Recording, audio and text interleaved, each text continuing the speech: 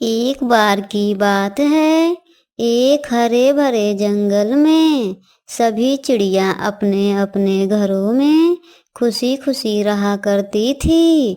और उसी जंगल में एक रिंकी नाम की चिड़िया रहती थी।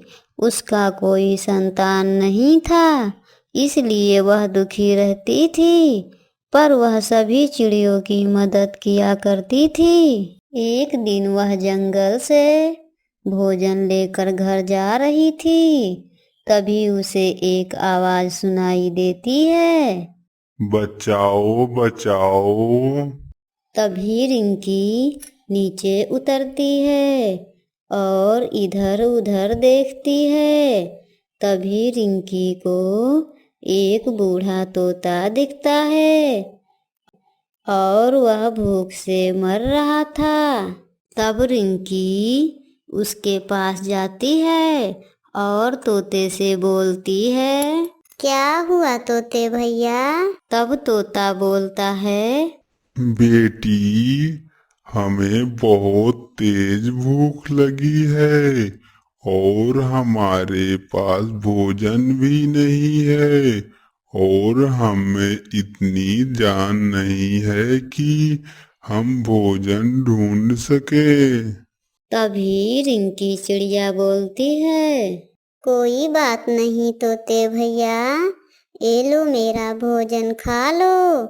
मैं जंगल से दूसरा भोजन ढूंढकर अपने घर लेकर चली जाऊंगी। और रिंकी अपना भोजन तोता को देकर वहां से अपने घर आ जाती है और यह सोचते सोचते सो जाती है कि मेरा भी एक सुंदर बेटा होता तो मुझे बुढ़ापे में परेशानी नहीं होती।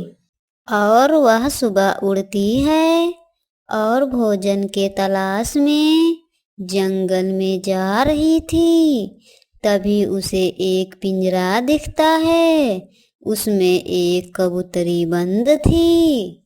तब रिंकी चिड़िया तुरंत पिंजरे के पास जाती है और बोलती है, क्या हुआ कबूतरी बहन? तब कबूतरी बोलती है, बहन, हमें एक शिकारी ने पिंजरे में कैद कर दिया है, कृपया हमें पिंजरे से बाहर निकाल दो।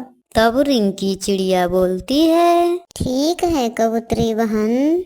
और रिंकी कबूतरी को पिंजरे से निकाल देती है और जैसे ही कबूतरी पिंजरे से बाहर आती है तो एक परी में बदल जाती है। तभी रिंकी चिड़िया बोलती है, आप कौन हैं? तब परी बोलती है, मैं जंगल की परी हूँ। मैं उन लोगों की मदद करती हूँ जो लोग दूसरों के लिए मदद करते हैं। तुमने दूसरों की बहुत मदद की है, इसलिए मैं तुम्हारी मदद करूँगी। मांगो, तुम्हें क्या चाहिए? तब रिंकी चिड़िया बोलती है, मुझे और कुछ नहीं चाहिए परी जी, मुझे केवल एक बेटा दे दो। ठीक है, जाओ अपने घर, तुम्हारा एक सुंदर बेटा होगा। रिंकी परी को धन्यवाद देकर घर आ जाती है। कुछ दिन बाद रिंकी एक अंडा देती है जिसमें से एक सुंदर बच्चा निकलता है, जिसे रिंकी देखकर बहुत खुश होती है और परी को शुक्रिया करती है। और रिंकी अपने बेटे के साथ हंसी खुशी रहने लगती है।